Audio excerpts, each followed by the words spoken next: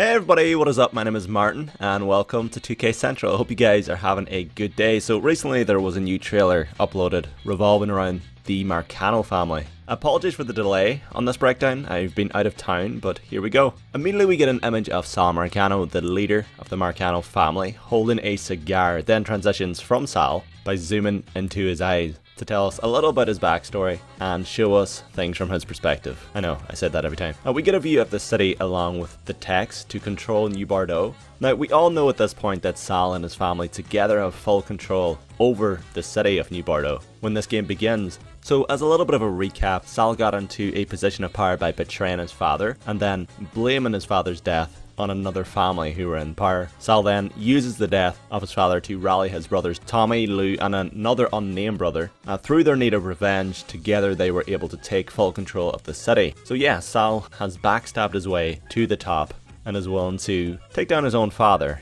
to gain power. And we also get some examples of how much control Sal Marcano has through some case files on the Mafia 3 website. That poor son of a bitch, Bill Aiken, was carving out a name for himself as the voice of New Bordeaux in the local paper. Idealist? Maybe, but also naive. There aren't enough men like him left that take a stand. It's a damn shame that he had to go and rattle Marcano's cage without thinking it through. This accident happened the night after the first hatchet piece ran on Marcano. The cops left it alone. Just one more death swept under the rug. So Bill Aiken, a journalist, spoke out against Sal Marcano in a bid to make the people of the city aware of who Sal Marcano really is. And we actually get the full article here too. I'm not going to read out the full thing, but he basically talks about how Sal Marcano is perceived by the city. They view him as a businessman who has built a career out of nothing. But an interesting little note, Bill Aiken says through Georgie Marcano, he found out some juicy information about Sal's past, and this is the first issue of an ongoing series on Sal Marcano, but he is soon killed after this article. But it just shows us that Marcano has full control over everything, including the media and most likely the police. And the majority of the city have no idea. It then cuts to a bunch of money, which is possibly the one thing that motivates Sal Marcano the most. Money, power, and family. Now, we're given a prime example of what Sal is willing to do for money in the heist trailer. He is capable of breaking alliances and is willing to risk it all, including his family. We then see members of the Mafia getting out of a car and getting into position for what looks like a hit on a certain someone. And we also see another car pull up as backup. And it also includes the text, "The Mafia killed without mercy." It then cuts to a few shots of dead men to highlight what the Italian Mafia are willing to do to keep control and what they're willing to do to anyone who gets in their way. But honestly, I think the majority of this is the work of Lincoln Clay. In a previous trailer, we actually see Lincoln rough up this dude, who is clearly dead in this scene in the trailer. The trailer then transitions to this very interesting scene that has 4 members of the Italian Mafia and what looks like Tommy Marcano in the middle. Also, based on the background, it looks like the locker room of the cage fighting arena, which Tommy Marcano actually owns. So maybe these guys force Lincoln to fight for some reason. It would be odd, but honestly, I don't know why Lincoln would actually fight in the arena, because it doesn't really help him take down Sal Marcano unless he was actually forced to do so. Now, the small missable detail in this clip is Lincoln's outfit. As we all know, Lincoln has specific outfits for specific missions. In this one, he is wearing the tank top, meaning this scene is most likely related to this one, in which Lincoln says, "You are who you are. No point in arguing with yourself about it." Now, the only thing is that doesn't really look like Tommy Marcano. But based on the other clips we've seen, we can barely recognize Vito sometimes. But I'll get into that a little more later on in the video. It moves on to the Italian Mafia kicking the shit out of some poor guy. We also see this guy in a somewhat fancy suit watching in the background as he holds something in his hand. We then see this poor guy just hanging around. I'm sorry, that was terrible. But I'm not exactly sure who this guy is and how his sunglasses stay on his face, but he's clearly angered the Italian Mafia in some way. It soon transitions to a shot of a parade and a poker table. We talked about this before, that it would be awesome if poker was an option as a side activity in the game. But it seems very doubtful, considering everything Lincoln does outside the main story is meant to strengthen his goal for revenge against Sal Marcano, and I'm not sure how poker would actually do that. We then get this image of a deal taking place. One guy is handling the money while the other seems to be documenting the transaction, which is rather interesting. Shows us that the Italian Mafia are somewhat organised. And here's a shot of the whole family, except for Sal, standing side by side.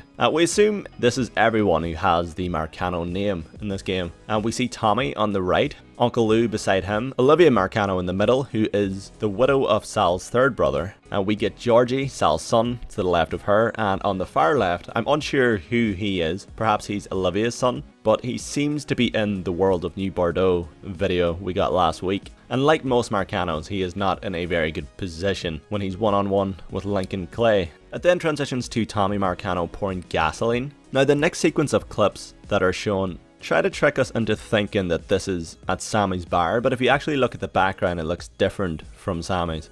If you look at the floor, Tommy is only pouring the gasoline in a specific spot. Personally, I think Lincoln is tied up here and Tommy is pouring gasoline on him and all around him. We then see this clip for less than a second, but there's a lot going on here. Tommy is holding a lighter, which seems to be the same lighter from the reveal trailer. So it's possible that the way he died in that was specifically written for the trailer, because there's some scenes in the heist trailer that were specifically written for the trailer.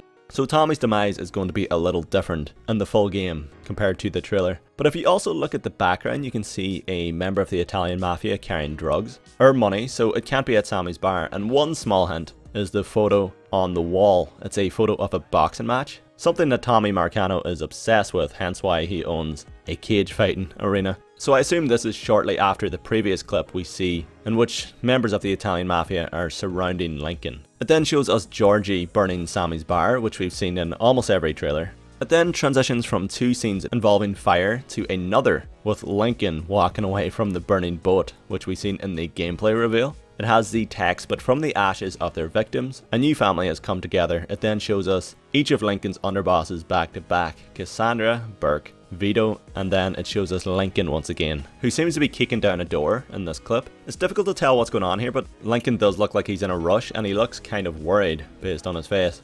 Perhaps he's trying to save someone, but I'm not going to delve too deep into that because we could go places that no one wants to go. Now this clip is rather interesting. Burke draws a gun on Vito, so it seems.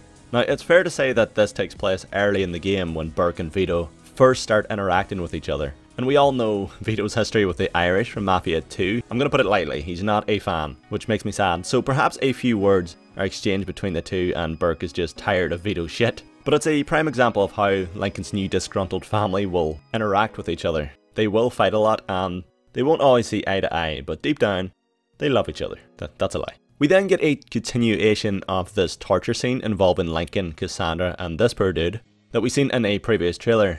But what we've seen previously was Lincoln handing Cassandra the knife, which made us believe that he was asking her to torture this dude, and it looked like Cassandra was capable of doing it. But based on this clip, it seems like she wasn't willing to torture the guy after all, and she actually gives Lincoln back the knife. And if you actually look at Lincoln's face, he looks so disappointed in her. Well, how else is he going to get his cakes? We all know it's a fetish of his. Alright, moving on.